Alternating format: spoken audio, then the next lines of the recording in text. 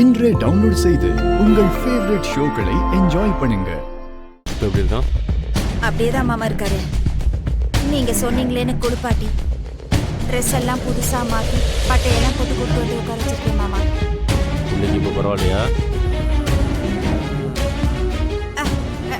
இதை பாத்துக்கல மாமா. இப்படிதான் கையை தூக்கி தூக்கி யாரையோ காட்டிட்டு இருக்காரு. அது யாரு என்னன்னு தான் தெரியல. சும்மா இருக்கிறாரு. காலையில இப்படிதான் பண்ணிட்டு இருக்காரு மாமா. அவன் யாரையோ பார்த்து அவதான் சொல்ல முயற்சி பண்ண. ஆமா, யாருக்கு கேட்ட புரிஞ்சது மாமா. 2 பேரை கால்ல இருந்து கை காமிச்சிருக்காரு மாமா. அதுல ஒண்ணு அதோ இருக்காரு இல்ல, கோயில் பூசாரியோட பொண்டாட்டி. அதுல இன்னொன்னு வயசான பாட்டி அதோ உட்கார்ந்துருக்கு பாருங்க.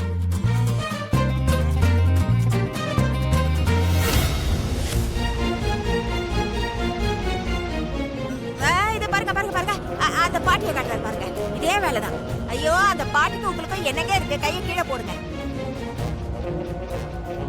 ஏ மகா, ஜெயந்தி கூட புருஷன் எதுக்கு இங்க வந்திருக்காரு?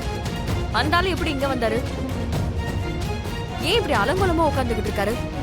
புடிஷ்ட கோவிலுக்கு வந்திருக்காரு இவரா? அக்கா அக்கா அக்கா அக்கா இருங்க அக்கா, இருங்க.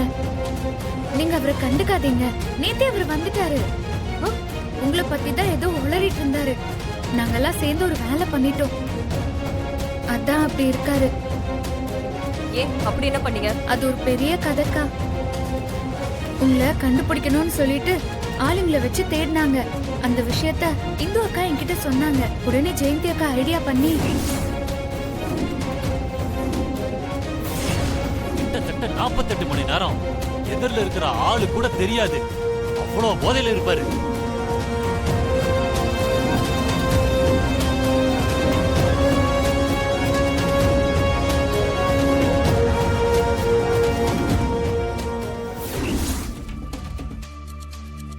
ஏன் இப்படிலாம் பண்றீங்க? இதெல்லாம் உங்களுக்கு தேவையா? என்கிட்ட பிரச்சனை பண்ண வந்தா திரும்ப ஒரு ஆரம் வாங்கிட்டு இருக்கிற இடம் தெரியாம வாழை சுருட்டிட்டு ஓட போறாரு. ஐயோ, இதுக்கு தாங்க உங்ககிட்ட சொல்லல. பாருங்க நீங்க எவ்வளவு கோவப்படுறீங்கன்னு. திருவிழா முடியற வரைக்கும் பிரச்சனை பெருசாக வேண்டாம் தான் இப்படி பண்ணும். போதை தெளிற வர இப்படிதான் பொம்மை மாதிரி உட்கார்ந்துருப்பாரு. அதுக்குள்ள திருவிழா முடிஞ்சு நம்ம கிளம்பிடலாம். அக்கா, என்ன இருந்தாலும் உங்க ஃப்ரெண்டோட குடும்பம். அதுக்காக தான் சொல்றேன். நீ சொல்றது சரிதான். நானா வம்பு இழுக்க மாட்டேன்.